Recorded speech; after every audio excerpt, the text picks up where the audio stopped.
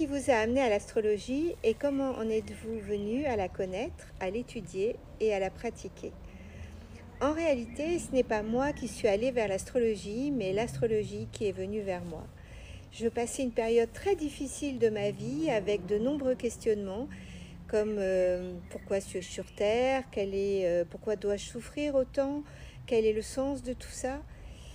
Et puis en me traînant dans la vie avec ma souffrance sous le bras, je me suis retrouvée à l'âge où il était question de trouver sa voie professionnelle. Tout me semblait absurde dans ce monde, mais j'ai toujours senti qu'il y avait autre chose. Alors, forte de cette conviction, j'ai demandé à l'univers de m'indiquer ce que je devais faire de ma vie. Et j'ai fait un rêve. Ce rêve m'indiquait clairement: va vers l'astrologie karmique.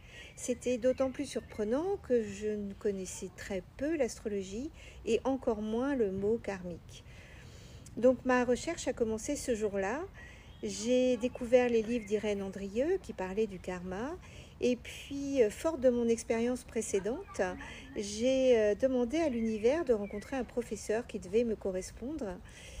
Et puisque mon rêve me le disait, ça devait avoir du sens. Alors j'ai rencontré mon premier professeur. Elle s'appelle Michèle Leguenouc et c'est une enseignante formidable, une femme merveilleuse qui m'a appris tout ce qui était important à savoir en astrologie. Et elle m'a indiqué des livres à lire. Et là, j'ai dévoré Dan Rudyard et tous les astrologues humanistes. Et puis, j'ai commencé des consultations, donc assez jeune. Et je dois dire que je me suis vite rendu compte qu'il me manquait des données en psychologie. Alors, j'ai continué à étudier et je suis devenue thérapeute psychocorporelle.